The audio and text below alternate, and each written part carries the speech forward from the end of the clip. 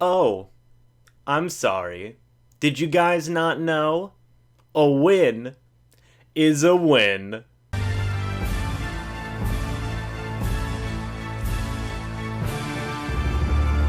Hey guys, what's going on? James here, and in this video we are going to be talking about the Tampa Bay Buccaneers Week 10 30-27 win. Oh my god, win? What? We're going to be talking about the Tampa Bay Buccaneers 30-27 win versus the Arizona Cardinals. So guys, without further ado, let's talk about it. First thing I want to say before we get into the bad of this game, and don't worry, there is a lot more good than bad on my list. I just want to get the bad out of the way first. But before we talk about all of that, I was at this game. Myself and Gabby were at this game too. Everybody else that was at the game, I'm sorry I didn't get a chance to talk to any of you guys and link up with you and talk about some Buccaneers football. We were pretty high up in the stands. We were, in the mid-level, basically right in the corner of the stadium. And after the game, we pretty much just dipped right out of there. We had to go. We didn't want to, deal with traffic or anything like that. Traffic was still awful. It always is. But, my apologies to anybody who went to the game. I'm sorry I couldn't meet up with you guys. That was unfortunate. I did want to meet up with you guys and take some photos. The best I can say is next time, I guess. But, it was really cool there to be in Raymond James Stadium. I haven't been there since the Buccaneers inducted John Gruden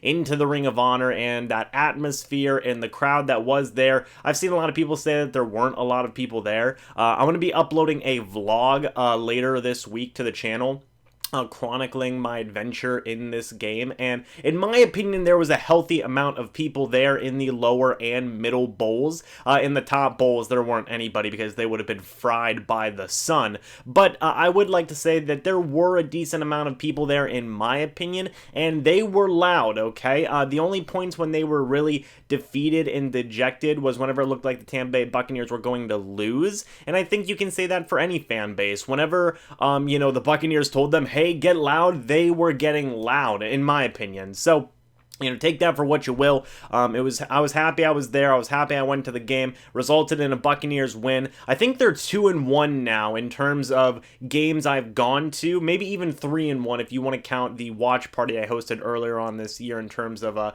events where I go to other places besides my house to watch the Bucs game. I think they're 3-1. So, take that for what you will. But yeah, really cool atmosphere. Really awesome to be there in the stadium and experience that. And, I hope you guys will all enjoy the vlog that I upload later on this week. With that being said, let's start by talking about some of the bad from this game, and there were some puzzling things that happened. The first thing I want to talk about is Vernon Hargreaves was benched in this game, which, geez, Bruce is taking no prisoners here. This was something I wasn't expecting until I basically saw it on the field eventually. It took me a while to notice it, but I started to notice, wait, Vernon Hargreaves isn't out there as much, and then I checked Twitter, and then I saw people were saying that he was benched. Later on, Bruce Arians explained that he felt that Vernon Hargreaves was not giving enough hustle during one of the plays. I believe specifically it was a long pass to Andy Isabella, which is why he benched Vernon Hargreaves. They asked Vernon Hargreaves about this, and he said, well, if that's what the coach sees, that's what he sees. So, who knows what's going to happen with this moving forward? I talked about this a couple of weeks ago, about the idea of Bruce suggesting, hey, maybe we're going to move Vernon Hargreaves to punt returner. Maybe that suggested that he might lose playing time. I don't think these two things, relate to each other at all. But, hey, I guess technically he is losing playing time. So, that's interesting. I'm going to be really interested to see what happens with Vernon Hargreaves moving forward, especially considering, he is under contract for next season. Are they going to release him? What's going to happen? Maybe who knows? Maybe next week he'll go right back to being the starter, no problems at all. So very interesting situation there with Vernon Hargreaves. He was benched in this game. Keep an eye on that moving forward. Things should be getting interesting. Next thing I want to talk about is, confusing decisions from Bruce Arians in certain situations in this game. And I know people on Twitter and whatnot like to point out, oh, they should go for it on fourth down in this situation, and oh, why did they punt in this situation? That's fine.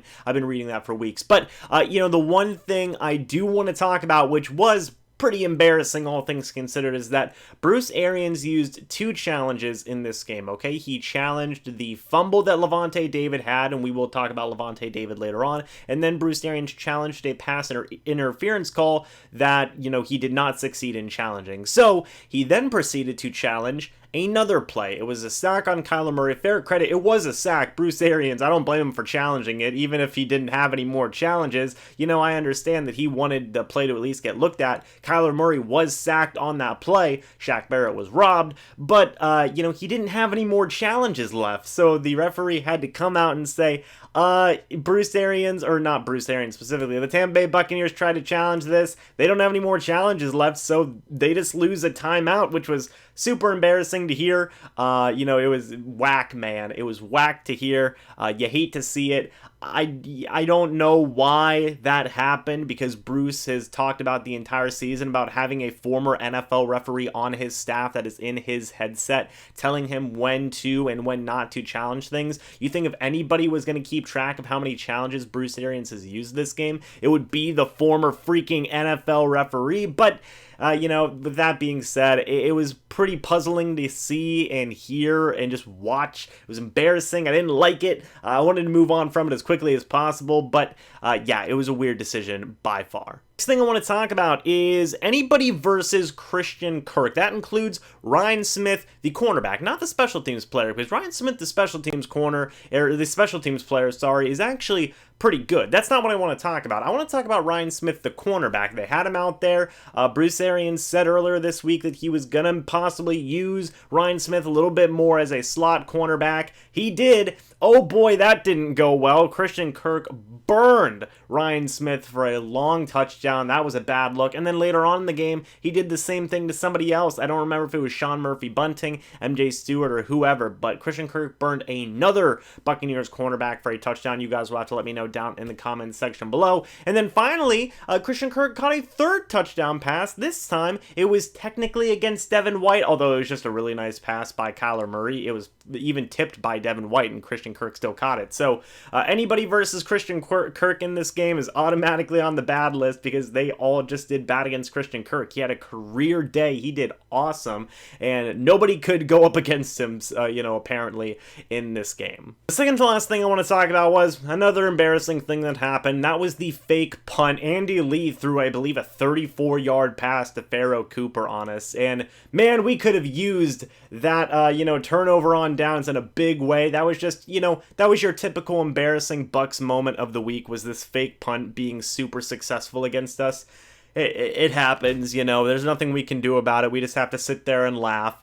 But that sucked to see. That was absolutely terrible. I just threw up my arms as soon as I saw it and went, well, okay, there it is, but that was embarrassing to see as well, the fake punt. And the last thing I want to talk about is turnovers. Again, turnovers plagued this team today. They had 3 of them. It was a fumble by Ronald Jones and 2 interceptions by Jameis Winston. It was funny. As soon as we got to our seats, I looked up, and as soon as I looked up, I saw Jameis Winston throw a pick. So, hey, it wouldn't be Bucs football, I guess, without a Jameis Winston interception. But, besides from those 2 interceptions, I think that Jameis Winston played a pretty okay game, all things considered. He wasn't perfect at all. He did have his moments, but I think that, all things considered, that one interception early on in the game, that wasn't a good interception at all. But that second one to Chris Godwin, man, that one was...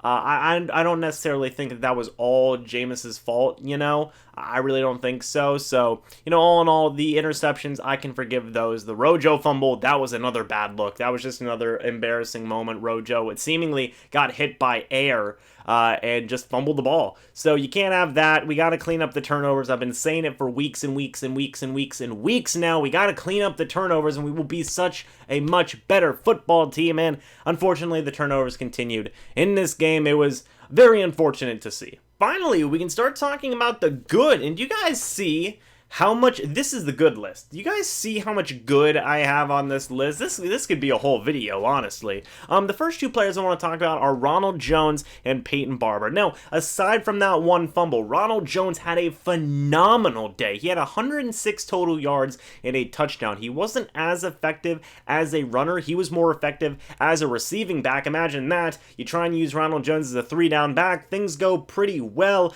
He definitely dug into Dario Ogunbowale's snaps in this game, I feel. And judging by how he did, again, 106 yards and 1 touchdown, most of these yards, I believe 77 of them coming off of receiving the ball. I wouldn't be surprised if we see Ronald Jones become more of the receiving back moving forward for this offense. I was very impressed by him, both running and receiving the ball, but mostly receiving the ball, and he had a really nice touchdown that was awesome to see as well. Peyton Barber had 47 total yards and 1 touchdown. That touchdown was the most important touchdown of the game because it sealed the win for the Tampa Bay Buccaneers. You love to see it. I loved seeing it. Everybody loved seeing it. We all freaked out. You'll have to watch that vlog later this week, but both of the Buccaneers running backs did absolutely great today. I was so happy to see both of them put out, very, very positive production. It was great to see. I think this is what Bruce Arians envisioned whenever he thought of these guys having a 1-2 kind of punch combo kind of thing.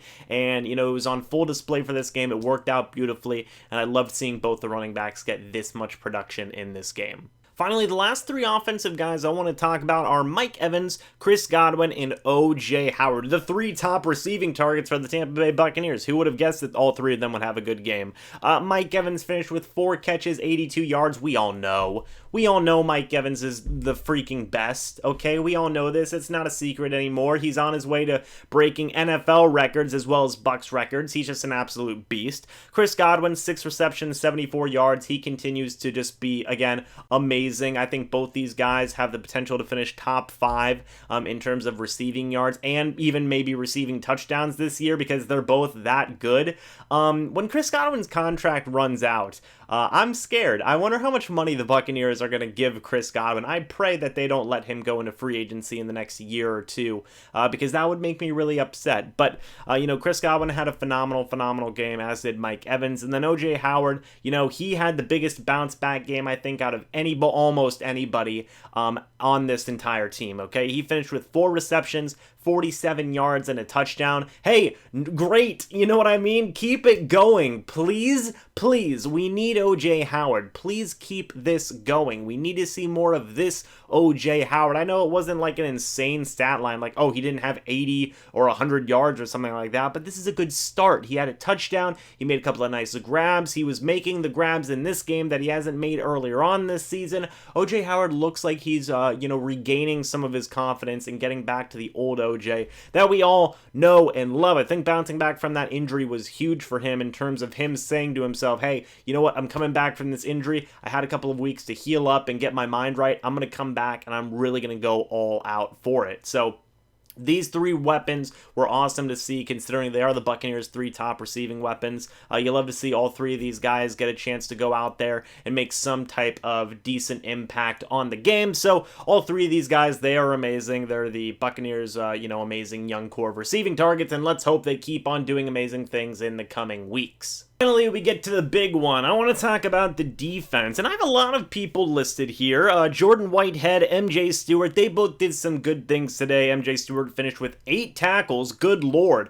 Especially the fact that he was inactive for the last 2 games. That was very surprising. Jordan Whitehead finished with 6 tackles, 1 tackle for loss. Jordan Whitehead always has at least 1 play in a game where he just completely shoots into the backfield and tackles the running back for like a 6-yard loss or something. We got that in today's game. So both those young secondary pieces did some good things. I said in the future of the Buccaneers secondary video that I really didn't know, or I really didn't think, I guess I should say, MJ Stewart was going to be back with this team. I still more likelier than not think that, but today was a good step in proving me wrong. So both those young guys had a pretty good game. I do want to say shout out to Devin White. Devin White, again, he just continues to get better and better every week. His stat line wasn't insanely flashy. He finished with 6 tackles, which I know doesn't jump out at anybody, but still 6 tackles is solid for a rookie. He just continues to bounce back from that injury, continues to get acclimated into the NFL, and just continue to grow as a leader. He's actually really taking control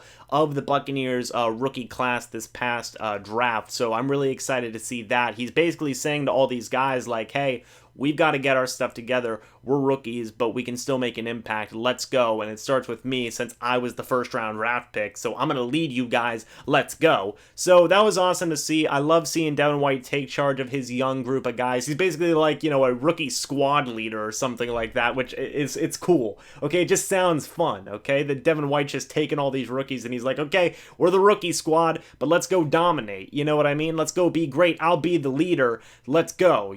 So I love that. I love that Devin White is becoming a stronger leader as time goes on. He's becoming a stronger player as time goes on, and darn it, Devin White is great, and I love him for it. Next couple of guys I want to talk about are Ndamukong Suh and Vita Vea. Vita Vea just continues to be an absolute beast. He only finished with 3 tackles, but he was still an absolute force in generating pressure, stopping the run, and just overall doing Vita Vea things, so I love to see that. And then Ndamukong Suh, he had a pretty good game, probably his best game as a Tampa Bay Buccaneer. He finished with 2 tackles for loss, and 1 sack. That's amazing. I love to see Ndamukong Suh go out there, have that kind of production, get a sack. Ndamukong Suh has been pretty quiet in terms of, pass rush and getting to the quarterback, getting sacks and whatnot. So it was nice to see Ndamukong Suh go out there, get a sack on Kyler Murray. He ripped him down with 1 freaking arm. That was hellaciously impressive. I want to see more of that in Ndamukong Suh. Yes, please, give me a ton of that. So Ndamukong Suh, Vita Vea, the big beefy boys of our defensive line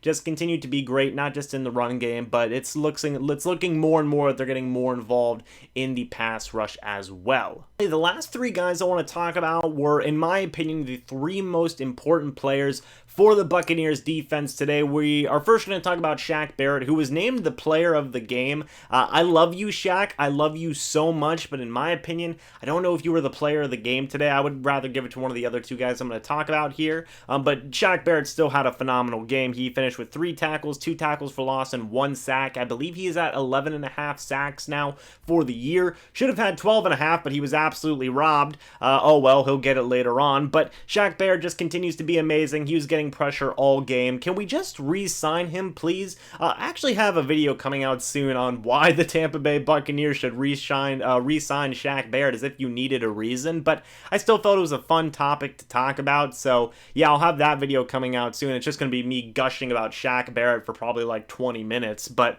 yeah, Shaq Barrett did some really awesome things in this game, and he just continues to be one of the best players on the Buccaneers defense right now. The next player I want to talk about is Lavonte David, who honestly you could name him the player of the game. He finished with 8 tackles, 1 tackle for loss, 1 forced fumble, and 1 fumble recovery. Lavonte David was an absolute beast in this game. He played so freaking good in this game. I cannot say that enough. He had such an amazing forced fumble. They initially called it a non-fumble, which I blew a gasket. I don't know if you guys follow me on Twitter, but I leaped up out of my chair and I yelled, "Come on, what are you saying? That's a fumble, you idiots." I was just yelling. Oh, it was great. But Lavonte David played an absolutely stellar game. Bruce Arians was gushing about Lavonte David after the game. The Buccaneers media was gushing about Lavonte David after the game. Buccaneers fans were gushing about Lavonte David after the game. Everybody loves Lavonte David. I really hope that he stays with the Buccaneers forever. But the last player that I want to mention in terms of the defense